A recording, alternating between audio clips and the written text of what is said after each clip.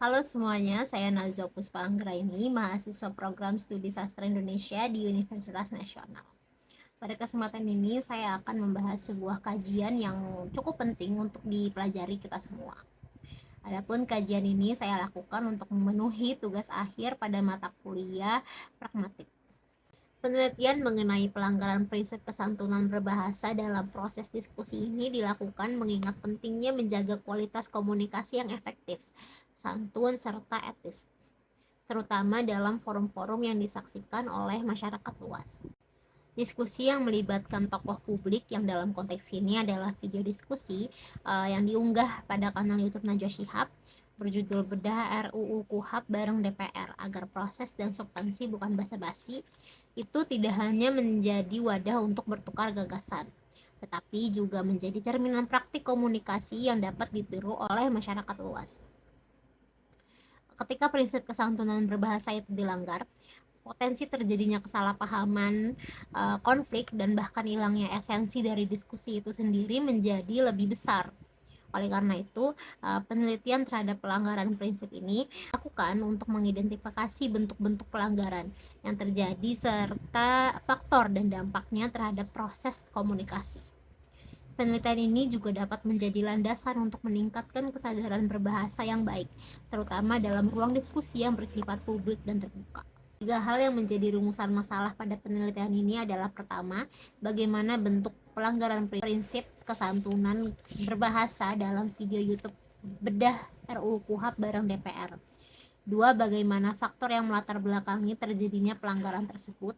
Serta tiga, bagaimana dampak dari pelanggaran prinsip kesantunan berbahasa dalam video tersebut.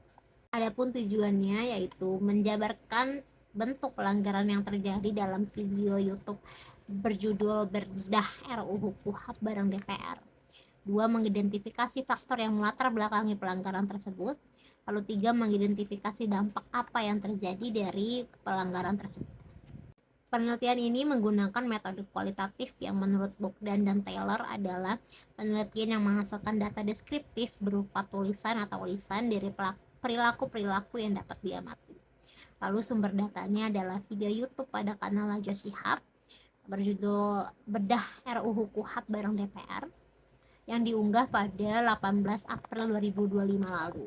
Objeknya berupa tuturan-tuturan dari pelaku tutur yang ada dalam video tersebut. Lalu penelitian ini diteliti menggunakan metode simak dengan teknik simak bebas, cakap, dan teknik catat. Penelitian ini berlandaskan pada teori Jeffrey Leach dalam bukunya Principle of Pragmatic mengenai prinsip kesantunan berbahasa.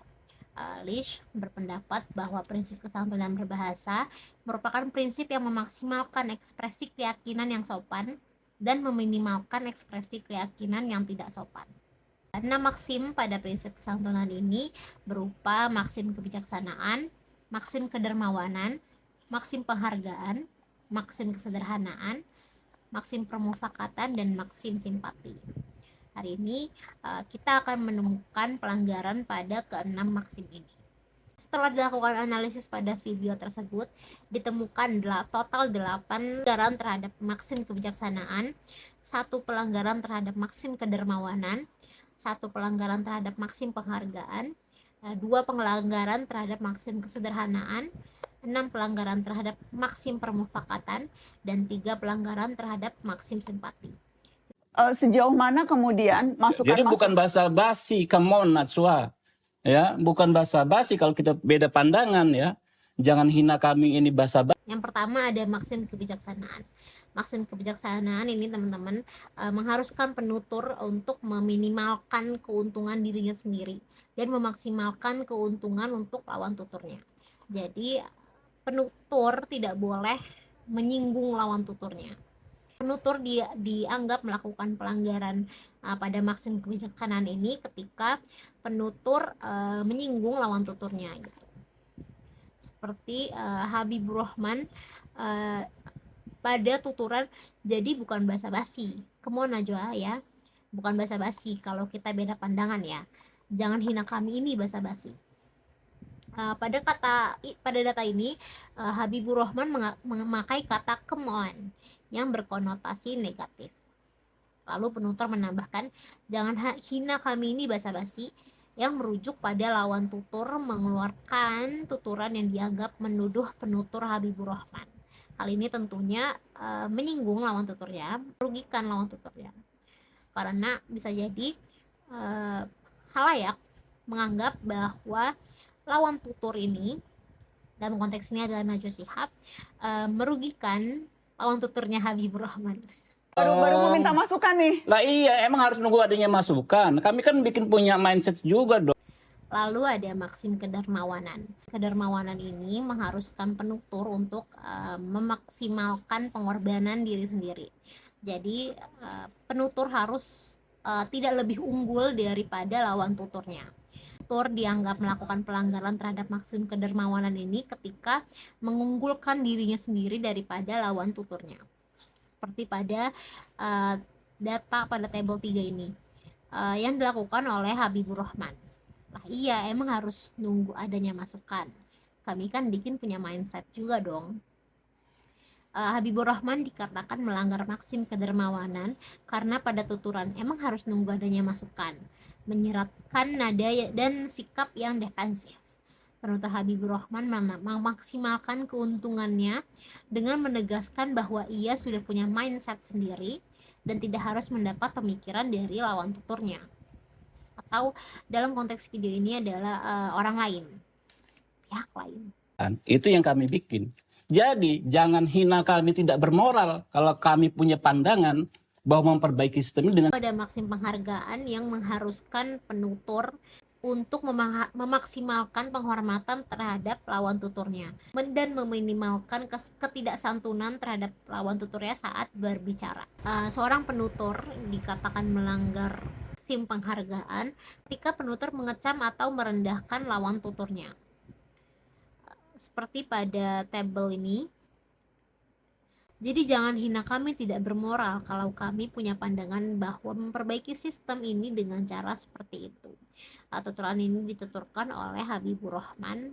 Habibur Rahman ini menggunakan tuturan yang mengecam dan memojokkan lawan tuturnya di hadapan umumnya dengan kalimat menuduh seperti jadi jangan hina kami.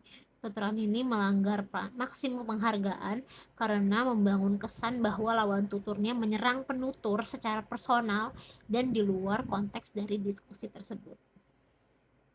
Pelanggaran ini terjadi dengan faktor bahwa penutur tidak menghargai kritik dan respon dari lawan tuturnya dan justru menganggapnya sebagai serangan moral. Mbak Nana. Ya.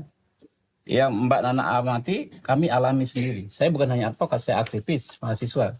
Saya sering ditangkap dan menjalani proses pidana yang tidak adil. Ya, saya sering mendampingi klien menjalani proses pidana yang sangat tidak adil. Kita paham banget. Maksim kesederhanaan, penutur diharuskan untuk bersikap rendah hati. Penutur dapat dikatakan melanggar tutur maksim kesederhanaan ini ketika penutur mengunggulkan dirinya sendiri dan tidak menonjolkan kontribusi dari lawan tuturnya. Seperti pada tuturan kami ini advokat Mbak Nana ya, yang Mbak Nana amati kami alami sendiri. Saya bukan hanya advokat, saya aktivis mahasiswa. Saya sering ditangkap dan menjalani proses pidana yang tidak adil. Ya, saya sering mendampingi klien menjalani proses pidana yang sangat tidak adil. Kita paham banget. Tuturan ini dituturkan oleh penutur Habibur Rahman. Pada penuturan yang Mbak Nana amati kami alami sendiri ini menekankan pengalaman pribadi penutur Habibur Rahman sebagai advokat, sedangkan lawan tuturnya Najwa Shihab tidak memiliki pengalaman yang serupa dan secara tersirat mengunggulkan dirinya sendiri dengan tuturan. Kita paham banget. Tuturan ini mengandung pelanggaran maksim kesederhanaan karena penutur tidak menonjolkan kontribusi dari lawan tuturnya. Lalu dampak dari tuturan ini, dari pelanggaran ini adalah memunculkan kesan yang arogan selama proses berdiskusi. Nah, jadi bolak-balik, Anda ini membangun konstruksi pikiran Anda dengan enggak benar, sama sekali enggak benar. Enggak sesederhana itu. Kita bikin Lalu pada maksim permufakatan yang terjadi apabila penutur dan lawan tuturnya meningkatkan kesepakatan dan menurunkan tingkat ketidaksepakatan di antara mereka. Ada tuturan enggak udah, jadinya bolak-balik. Anda ini membangun konstruksi pikiran Anda dengan enggak bener. Enggak bener sama sekali. Enggak sesederhana itu. Tuturan ini dituturkan oleh Habibur Rahman.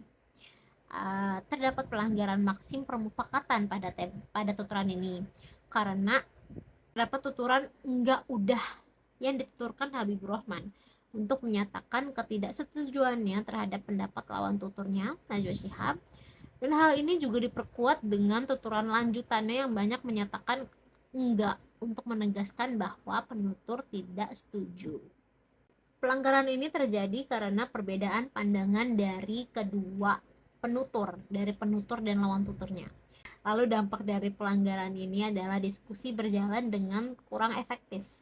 Nggak ada urusan. Gue nggak menghina, Bos. dibilang menghina. Nggak ada. Anggota DPR jangan Anda terlalu bilang, sensi lah, Bang. sensi biasa aja. Dan terakhir, pada maksim simpati yang mengharuskan penutur untuk meminimalkan rasa antipati terhadap lawan tuturnya dan memaksimalkan rasa simpati terhadap lawan tuturnya.